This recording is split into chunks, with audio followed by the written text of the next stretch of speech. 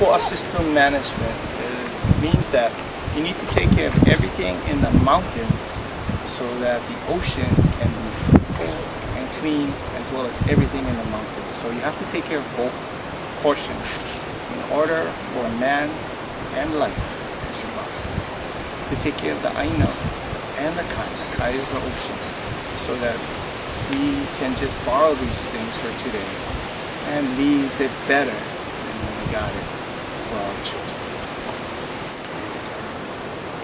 Probably the most important lesson is that it's critical to have a support network around you, whether that's a working group or partnerships between agencies or within the community, so that you have some formalized structure to make sure that you have the traction, the resources, and the long-term commitment to get work done.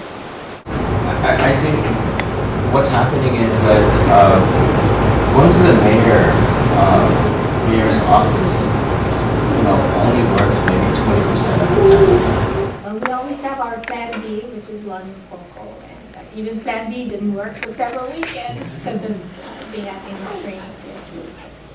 But yeah, so if you look at the project totally, when we always have new people, they think they're overwhelmed by everything. But as our kuleana to take care of the land, we just look at that and do it continuously.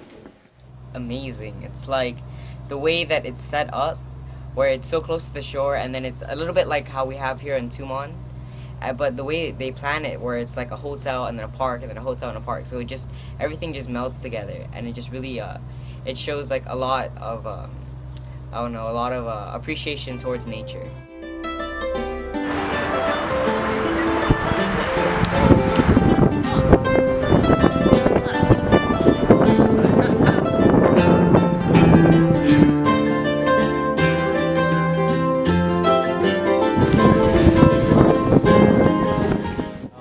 Halfway down the cliff,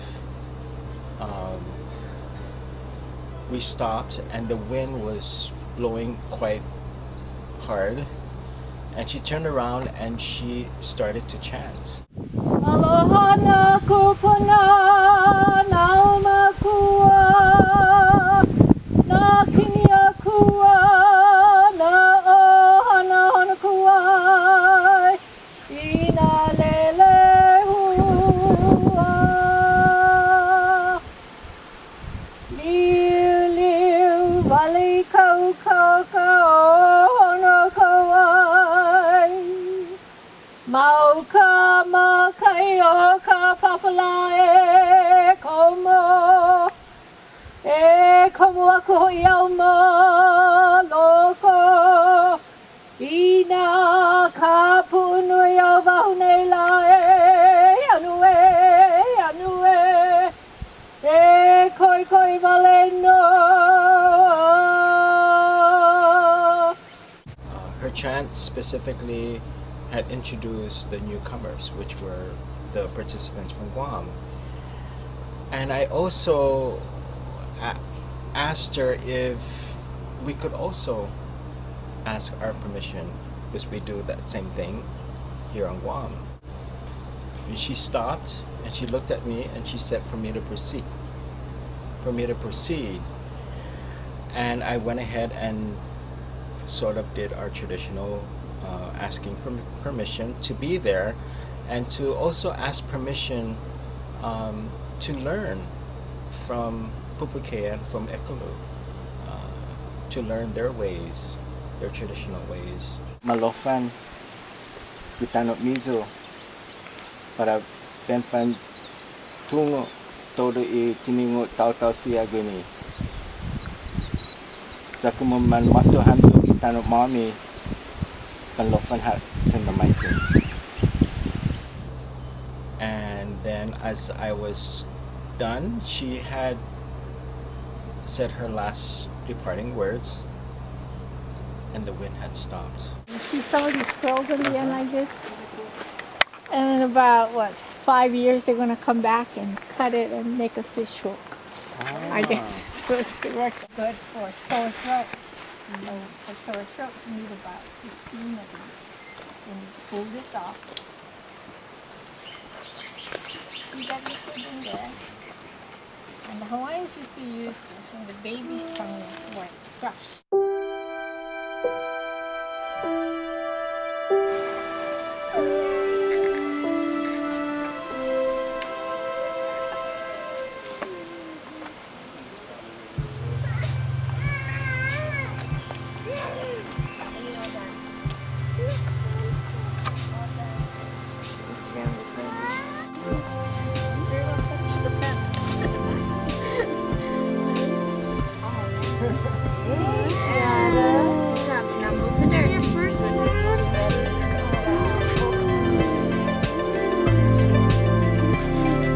Was it a good exchange? No, it wasn't a good exchange. It was a great exchange. And it was a great exchange because we had so much fun, we achieved all our objectives, and the participants all really connected on a professional level and a personal level. Much more than I expected.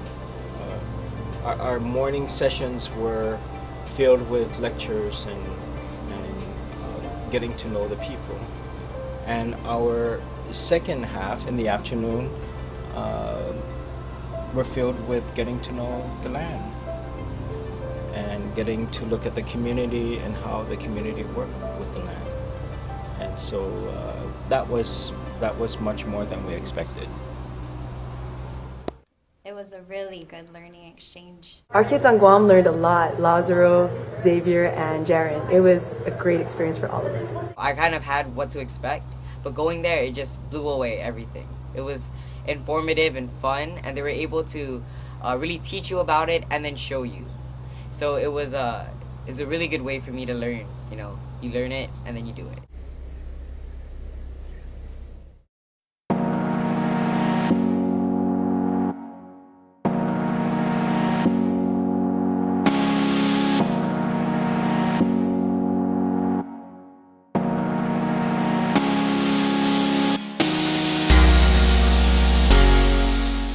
To learn more about capacity building opportunities for Pacific Island Protected Area Managers and linking into PIMPAC's social network, please visit www.pimpac.org, Pacific Islands Managed and Protected Area Community.